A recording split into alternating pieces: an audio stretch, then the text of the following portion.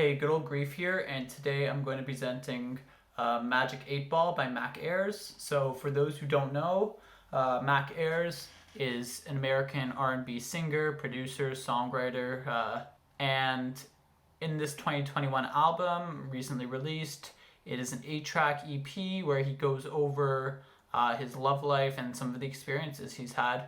And it's really nothing new in terms of content for Mac. But this one really seems to disappoint. I mean, he hasn't been too experimental in his delivery or in his production, but this one really just feels like more of the same, and I don't really see any redeeming qualities in it. If you're looking for a 10 out of 10 for this album, you should probably go check out another review because I am critical of it. But just getting started, Sunny and 62, the first song and a single released beforehand really didn't do it for me. The song starts off with someone who's ignoring him or refusing to answer calls, and there's not really much to the song. One part that kind of annoyed me was the bridge, where there isn't any change in the beat other than the simple beat added, or really in his delivery either. It makes the song feel like a monotonous continuation instead of actually providing, something of substance. And that's prevalent throughout this whole album.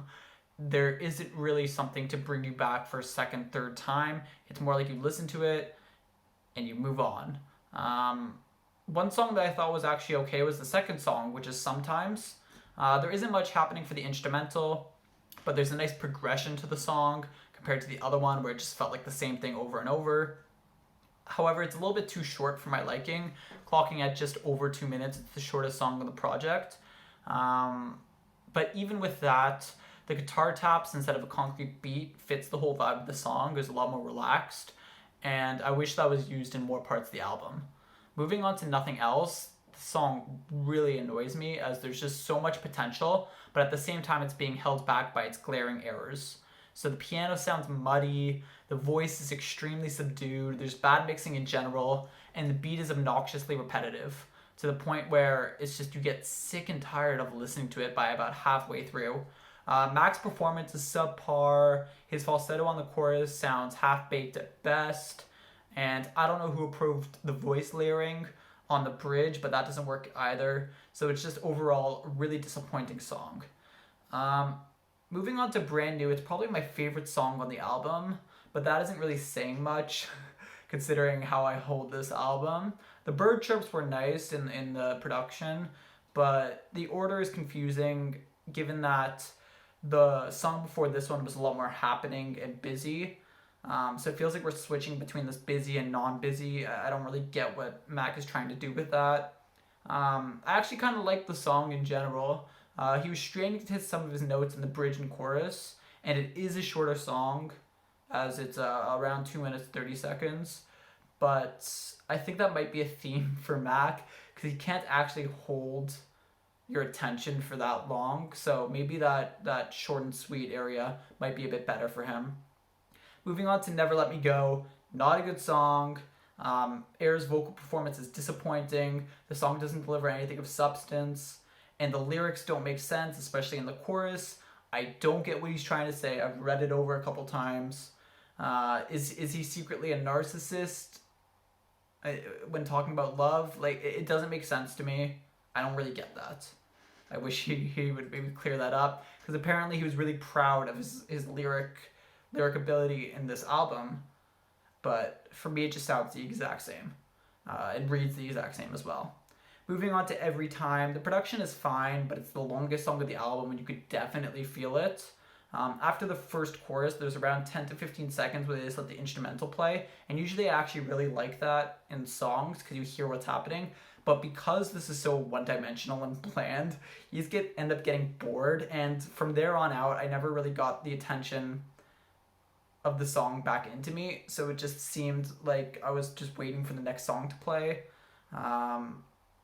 So I don't know why that was made, or if they couldn't have anything special in that 10 to 15 seconds instrumental that actually brought you back in.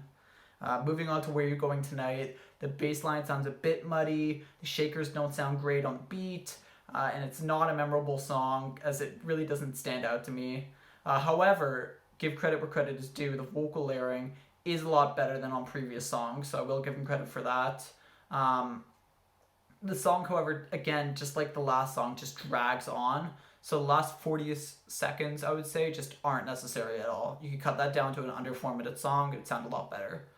And then finally, finishing off the album, Almost Home. It was a cooler beat, a little bit more relaxed, and it actually felt unique because they had the high notes mixed in with the beat, which was cool. But the song was average. Um, Nothing really stood out to me. However, that makes it one of the better songs on the album because a lot of them are just bad. Um, with this album, it was just pure disappointment. Mac described this album as a love letter to loneliness, a real time documentation of the growth I experienced this past year, and it's as honest and vulnerable as he could be. But like, is that it? Is that all you could do with this album? Is that all your heart poured out? Because I've heard better songs by him. He has much better songs.